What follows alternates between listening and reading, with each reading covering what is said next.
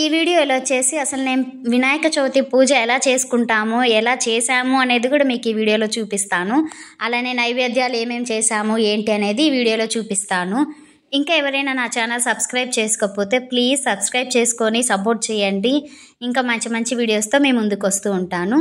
అయితే ముందుగా మేము ఇలా పేపర్స్ వేసి బియ్యం వేసి అంటే మేము పీట వేయమన్నమాట.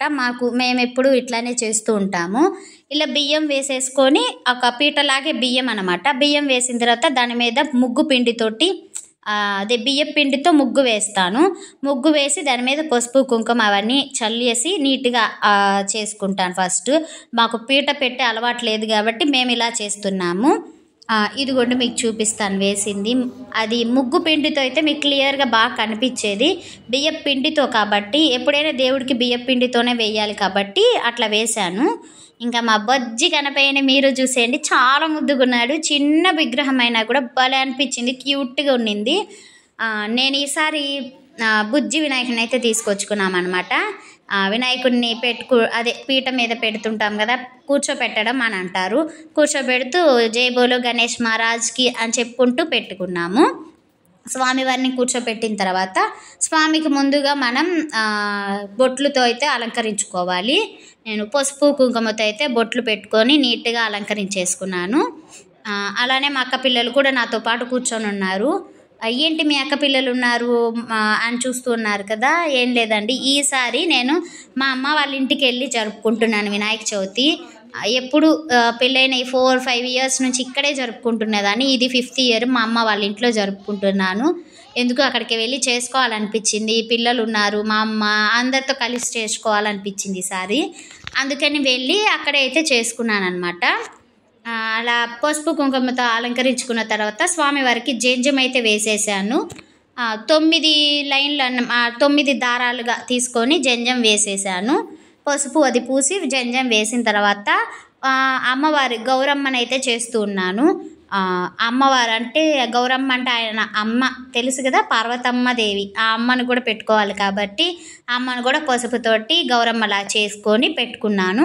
పెట్టిన తర్వాత పసుపుతోటి అయితే మంత్రాలు చదువుకుంటూ అమ్మవారికి వేస్తూ ఉన్నాము.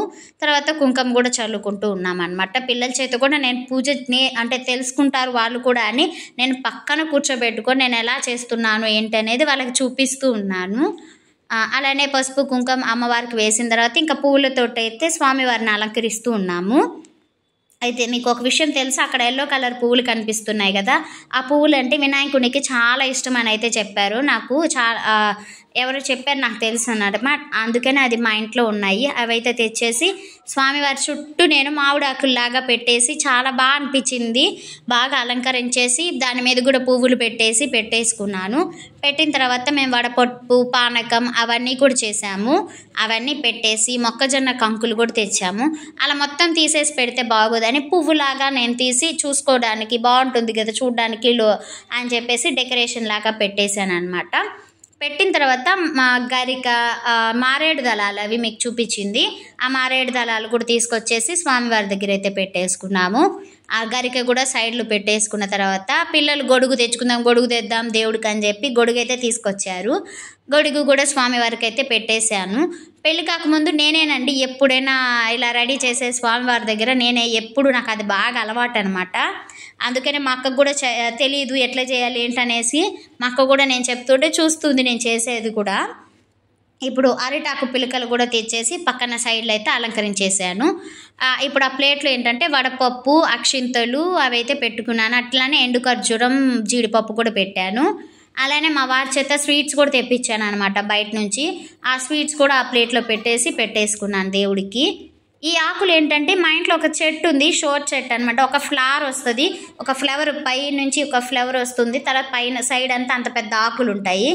ఆ ఆకులే అరిటాకు మాదిరిగా చాలా బాగా అనిపించింది. అవి కూడా తీసుకొచ్చి పెట్టాను అనమాట. ఇంకా అంత స్వామివారి అలంకరణ అయితే అంత పూర్తి అయిపోయింది. అమ్మవారికి తాంబూలం పెట్టేసుకున్నాను అమ్మవారికి ఎదురుగా. ఇంకా పెట్టేసి నైవేద్యాలు ఏమేమి చేసాము అవన్నీ పెట్టాలి కాబట్టి నైవేద్యాలు అయితే మేము పులుసన్నం అదేనండి, మేము చిత్రాన్నం అంటుంటారు కదా, పులుసన్నం అంటాం, పులిహోర అంటాం. పులిహోర అయితే పెట్టేశాను. మెయిన్ ఆయనకి ఇష్టమైన కుడుములు కూడా చేసుకున్నాం, కుడుములు కూడా పెట్టేశాను. అలానే వైట్ రైస్ కూడా పెట్టుకున్నాను. ఆ వైట్ రైస్ మీద మేము గట్టి పప్పు చేసుకున్నాము, అవి కూడా పెడతాను. ఇది ఆలు కుర్మా అనమాట. నేను ఆ రోజు ఆలు కుర్మా హల్వా కూడా నేనే చేశాను అనమాట. అవి రెండు స్వామివారికి ఆలు కుర్మా పెట్టిన తర్వాత గట్టి పప్పు కూడా చేసాము. ఆ గట్టి పప్పు కూడా పెట్టేశాను నైవేద్యం. ఇప్పుడు దీని మీద నెయ్యి వేస్తే ఆ టేస్టే వేరు కదా, సో అందుకని కొంచెం నెయ్యి కూడా వేసుకున్నాం అనమాట. ఇప్పుడు మేము పప్పు సుకీలు కూడా చేసుకున్నాము. పప్పు సుకీలు అంటే మీరు పూర్ణాలనే ఏమంటారు ఒక్కొక్క సైడ్ అట్లాగా, మేము పప్పు సుకీలు అంటాము. అవి కూడా పెట్టేసుకొని పొంగలి, ఈసారి పొంగల్ చాలా పొడిలాడుతూ వచ్చింది. సో ఆ పొంగలి హల్వా కూడా చేశాను, నేను హల్వా కూడా పెట్టాను. అది మిస్టేక్ అయ్యింది, కనిపించట్లేదు మీకు, చూపించడం స్కిప్ అయ్యింది. పచ్చడి కూడా చేసుకున్నాము, పప్పుల పచ్చడి, వేరుశనగపప్పు పచ్చడి చేసాము. నైవేద్యాలన్నీ పెట్టేసాము. స్వామివారి అలంకారం అంతా అయిపోయింది. మా అమ్మను కూడా రెడీ అయ్యేసి రమ్మని చెప్పాను. మా అమ్మ కూడా రెడీ అయ్యేసి వచ్చేసింది. మా అమ్మ చేతే పూజ చేయించాను, ఎందుకంటే మా అమ్మ వాళ్ళ ఇంట్లో కాబట్టి నేను మా అమ్మ చేతే చేయమని చెప్పాను. మా అమ్మ అయితే పూజ స్టార్ట్ చేసేసింది. 5 ఒత్తులతో అయితే దీపారాధన స్టార్ట్ చేసాము. ఇక్కడ దీపారాధన చేయగానే మళ్ళీ మన పూజ గదిలో అక్కడ కూడా పూజ చేయాలి కాబట్టి అక్కడ ముందు ఇక్కడ ధూపం వెలిగిచ్చేసి అవన్నీ చేసిన తర్వాత అక్కడ కూడా చేస్తాం మేము. నాకేంటంటే నాకు ఒకే రూమ్లో కాబట్టి దేవుడికి అంతా ఒకే దగ్గర కాబట్టి నేను 2 ఒకేసారి చేస్తూ ఉండేదాన్ని. ఇక్కడ ఏంటంటే మా అమ్మ కొంచెం ప్లేస్ లేదు కాబట్టి ఇక్కడ హాల్లో పెట్టుకుంది. వంటింట్లోనే దేవుడికి పక్కన స్పేస్లో దేవుడిని పెట్టుకొని ఉన్నారు, అక్కడ కూడా పూజ చేయాలన్నమాట. సో ఇక్కడ పూజ చేసేసి ఇక్కడ అంతా నీట్ క్లీన్ చేసేసి వాళ్ళు బుక్స్ పెట్టడం మర్చిపోయామండి దేవుడి దగ్గర, అందుకని బుక్స్ కూడా తీసుకొచ్చి పెట్టుకోమని చెప్పాను.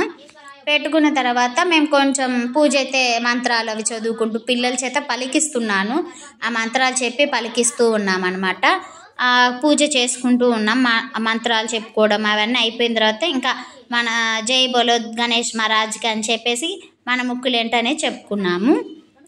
నెక్స్ట్ మేము స్వామివారి దగ్గర అక్షింతలు అయితే వేసుకున్నాం అనమాట. మంత్రాలు అవన్నీ చెప్పిన తర్వాత ఇప్పుడు అందరం అక్షింతలు అవన్నీ వేసుకున్న తర్వాత చూసారు కదా, మేము మొత్తం వేసుకున్నాం. ఇప్పుడు ఇంకా ఇక్కడ హారతి ఇచ్చేస్తుంది మా అమ్మ. హారతి ఇస్తూ జై బోలో గణేష్ మహారాజ్కి అని చెప్పుకుంటున్నాము. ఓం గణేశాయ నమః అని చెప్తూ ఉన్నారు, పిల్లల చేత చెప్పిస్తున్నాను. చూసారు కదా మేము పెట్టిన నైవేద్యాలు, స్వామివారిని ఎలా అలంకరించాము ఏంటనేసి. ఇంకా అందరం హారతి ఇచ్చేసి అయిపోయిన తర్వాత మా అమ్మని అక్కడికి వెళ్ళి పూజ అయితే చేయమని చెప్పాను, అక్కడ కూడా పూజ చేయాలి కాబట్టి. ఇంకా మా అమ్మ అక్కడికి వెళ్ళింది పూజ చేయడానికి. ఇక్కడ మా స్వామివారిని నేను ఎలా అలంకరించాను ఏంటనేది మీకు ఒకసారి చూపిస్తాను చూడండి. స్వామివారి దగ్గర ఏమేమి పెట్టాను ఇప్పుడు చూపిస్తాను. అది మాలలా కట్టేసి అయితే పూలమాల అలా వేసాము. ఏలక్కాయ, యాపిల్ కాయలు, అరటి పండ్లు, స్వీట్లు, ఇంకా పానకం అన్నీ పెట్టాను చూడండి. ఇక్కడ ప్రసాదాలు కూడా మీకు హల్వా కూడా కనిపిస్తుంది. ఇక్కడ హల్వా పక్కన పొంగల్ అనమాట అది. అలాగే పులిహోర అవన్నీ కూడా పెట్టేశాము. ఇంకొకటి మీకు తెలుసా లేదో, స్వామివారికి 21 అనేది చాలా ఇష్టం అనమాట. అందుకనే నేను ఎప్పుడైనా పెళ్ళి కాకముందు కూడా నేను మా అమ్మ చేత ఇన్ని రకాలు చెయ్యి, ఫ్రూట్స్ తోటి వాటితో అన్నీ కలిపి 21 అవ్వాలి అని చెప్పి మా అమ్మని చాలా సతాయిచ్చేదాన్ని. ఖచ్చితంగా 21 అవ్వాలని చేస్తుండేదాన్ని. బట్ ఇప్పుడు ఏంటంటే 25 అయిపోయినాయి అనమాట. సరే ఎనీవేస్ ఏదైతే ఏమని చెప్పేసి 25 రకాలుగా అయితే అంటే ఫ్రూట్స్ తోటి అన్నిటితో కలిపేసి ఇలా అయితే పెట్టుకున్నాము. ఇదేనండి మా పూజ మేము ఎలా చేసుకున్నాము ఏంటనేది మీకు చూపించేసాను. మా స్వామివారు ఎలా ఉన్నారు, మా పూజ ఎలా అనిపించింది, మీకు నచ్చితే లైక్ చేయండి. అలానే ఎలా అనిపించింది ఏంటనేది కామెంట్ సెక్షన్లో అయితే చెప్పుకోవడం మర్చిపోకండి. ఇంకొకటి, నాకు ఇలా ఈ 4-5 సంవత్సరాల తర్వాత మా అమ్మ వాళ్ళ ఇంట్లో వినాయక చవితి చేసుకుంటుంటే చాలా బాగా అనిపించింది. పెళ్ళి కాకముందు ఏంటంటే మా అమ్మ అన్ని వంటకాలు చేసుకునేది, పూజ దగ్గర అన్నీ నేను అలంకరించుకోవడం, పూజ చేయడం అవన్నీ నేను చేసేదాన్ని. స్వామి వాళ్ళని అలంకరించడం ఇట్లా ఇవన్నీ మొత్తం నేను చేసేదాన్ని. మా అక్క మాత్రం లాస్ట్లో వచ్చి దండం పెట్టుకొని ఆ చేసిన అప్పలు మాత్రం తినేదానికి వచ్చేది మా అక్క. అందుకనే దానికి సరిగ్గా పూజ ఎట్లా చేయాలి ఏంటి అనేది దానికి తెలీదు. అందుకే మా అక్క అనుకుంటూ ఉంది నేను వస్తే బాగుండు అనేసి. సో అందుకనే నేను కూడా అందరితో కలిసి చేసుకుందాం, ఒక్కదాన్ని ఇక్కడ చేసుకోవడం ఎందుకనేసి అప్పటికప్పుడు అనుకొని మేము ముందు రోజే వెళ్ళామన్నమాట. వినాయక చవితి ముందు రోజు ఇంటికి వెళ్ళేసరికి నైట్ 7-7:30 అయింది. సో అప్పటికి మా అమ్మ అన్నీ తెచ్చి పెట్టుకొని ఉంది సామాన్ మొత్తం. ఇంకా పక్క రోజు అయితే నేను అలంకరించుకున్నాను. అట్లనే హల్వా అదే కేసరి చేశాను నేను. ఆ కేసరి, ఆలు కుర్మా మాత్రమే నేను చేశాను. మిగతా అన్నీ మా అమ్మ చేసింది. కొంచెం హెల్ప్ మా అక్క కూడా చేస్తుందనమాట.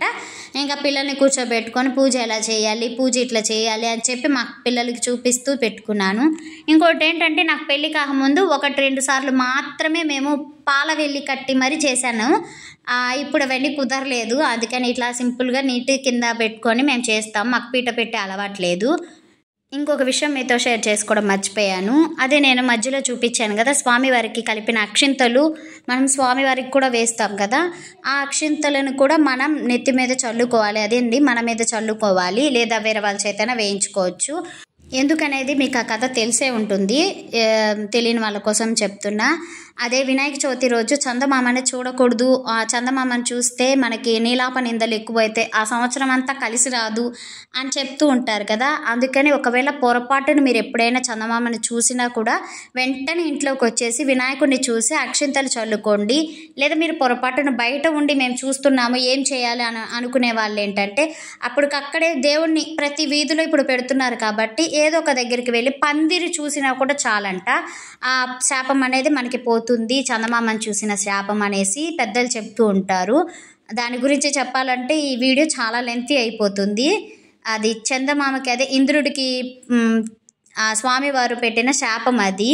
అందుకనే అలా అనమాట. ఆ శాపం అనేది చిన్నగా చెప్పేస్తాను నేను. స్వామివారు, అమ్మవారు ఆ రోజు ఆయన పుట్టినరోజు కాబట్టి చాలా అప్పాలు చేసి పెడితే ఆయన అవన్నీ తినేసి ఆ పొట్ట బొజ్జ మాత్రం పాపం ఆయనకి కొంచెం పెరిగిపోయి ఆ బొజ్జతో కింద దొల్లాడుతూ ఉండడం ఏదో జరిగిందంట.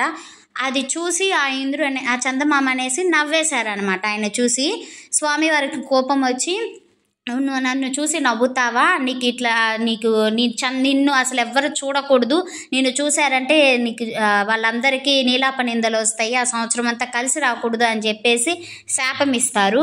స్వామివారుని బతిమలాడుకొని ఇట్లా రోజు చూడకుండా నన్ను ఉండాలంటే కుదరదు కదా అనేసి ఆయన బతిమలాడుకోవడం వల్ల ఈ ఒక్కరోజు మాత్రమే, వినాయక చవితి ఒక్కరోజు మాత్రమే నిన్ను చూడకుండా ఉండాలి, నిన్ను చూస్తే వాళ్ళందరికీ శాపం జరుగుతుంది అని చెప్పేసి శాపం ఇచ్చారని నాకు పెద్దవాళ్ళు చెప్తూ ఉంటారు. అందువల్లనండి ఆ రోజు చందమామను చూడకూడదు అంటారని నాకు పెద్దవాళ్ళు చెప్పారు.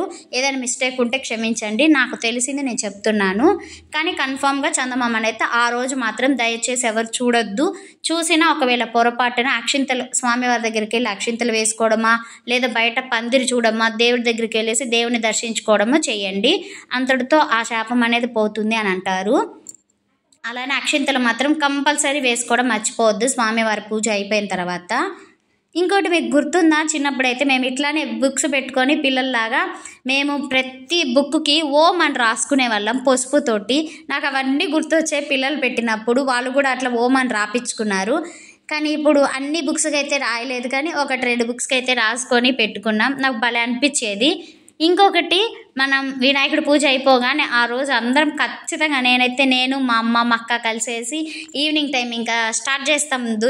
ఊర్లో ఏ దేవుళ్ళు ఉన్నారు, ఎలాంటి విగ్రహాలు పెట్టారు, ఎక్కడ ఎలా పెట్టారు చూడాలని చెప్పేసి అందరం కలిసి ఇంకా ప్రతి వీధిలోకి వెళ్ళి వినాయకుని దర్శించుకొని వచ్చేవాళ్ళం అనమాట. ఇక్కడ భలే ఉంది, ఇక్కడ భలే ఉంది అని చెప్పుకుంటూ ఉంటాం. మీరు కూడా అంతేనా? మీరు కూడా అయితే కమెంట్ సెక్షన్లో చెప్పండి. ఇదైతే చాలా మెమొరబుల్ అనమాట నాకైతే వినాయక చవితి వస్తే. నేను ఇప్పటికి కూడా ఇలానే చేస్తాను ఖచ్చితంగా. ఆ రోజు కూడా మేము వినాయకుడి పూజ అయిపోయింది, ఈవినింగ్ టైం కూడా పూజ చేసేసుకొని అందరం కలిసి బయటకు వెళ్ళాము. అయితే ఎక్కువ దూరం వెళ్ళే దగ్గర ఉండే వీధిలో దేవుడు ఎలా పెట్టారు ఏంటనేది చూసి వచ్చాము. ఆ చూసిన విగ్రహాలు కూడా ఎట్లా ఉన్నాయి ఏంటనేది నెక్స్ట్ వీడియోలో మీకు మేము పోస్ట్ చేసి చూపిస్తాను. ఈ వీడియో అయితే మీరు చూసి ఎలా ఉందో కమెంట్ సెక్షన్లో అయితే చెప్పడం మర్చిపోకండి. ఇంకా చాలా రోజుల తర్వాత అని చెప్పేసి ఫ్యామిలీ పిక్స్ తీసుకుందాం అనేసి అందరితో అయితే ఇదిగోండి ఇట్లా ఫ్యామిలీ పిక్స్ అయితే తీసుకున్నాము. చాలా అసలు నాకు ఎంత ఆనందం అనిపించిందో మీకు నా ఫేస్లో చూస్తే అర్థమవుతుంది. ఇట్లా మా నాన్నతోటి, మా అమ్మతోటి, పిల్లలతోటి అందరితో కలిసి పూజ చేసుకోవడం, ఇట్లా ఫొటోస్ తీసుకోవడం చాలా బాగా అనిపించింది చాలా రోజుల తర్వాత. మా వాళ్ళందరూ నీకేంటి ఫోటోలు పిచ్చి అని చెప్పి తిడుతూ ఉన్నారు. ఫోటోలు పిచ్చి కాదు, రేపనే రోజు మనకి మెమరీస్ చూసుకున్నప్పుడు చాలా హ్యాపీ అనిపిస్తుంది. నిజమా కదా, మీరే చెప్పండి. వీళ్ళందరూ ఎలా నన్ను అంటూ ఉన్నారు. కాదు నాకు కావాలని చెప్పేసి ఎంతసేపు ఒక 10 to 15 minutes పట్టింది ఆ పిక్స్ తీసుకోవడానికి. ఇంతటితో నా పూజ అయితే అయిపోయిందనమాట. మీరు ఎలా చేసుకున్నారో కామెంట్ సెక్షన్లో చెప్పండి. అలానే అందరూ హ్యాపీగా ఉండాలని, అలానే ఆ విజయవాడ తెలంగాణ వాళ్ళు ఎంతో అల్లాడిపోతున్నారు తండ్రి. వాళ్ళని చల్లగా హ్యాపీగా ఉండేలాగా చూడు. దయచేసి ఇంకా అన్యాయం జరిగేలాగా, ఇంకా దారుణాలు చూసేలాగైతే చెయ్యకు నాన్న అని చెప్పి దేవుడికి మొక్కుకుంటున్నా. అలానే ఈ సంవత్సరం ఎవరికి ఏ విఘ్నాలు లేకుండా హాయిగా సంతోషంగా ఉండాలని మనసారా దీవించు తండ్రి. అందరూ బాగుండాలని మనస్ఫూర్తిగా కోరుకుంటున్నాను. అలానే ఈ వీడియో మీకు నచ్చితే లైక్ చేయండి, షేర్ చేయండి, కామెంట్ చేయండి. అలానే సబ్స్క్రైబ్ చేసుకోవడం మర్చిపోకండి. Thanks for watching. జై బోలో గణేష్ మహారాజ్ కి జై. ఓం గణేశాయ నమః. Bye bye.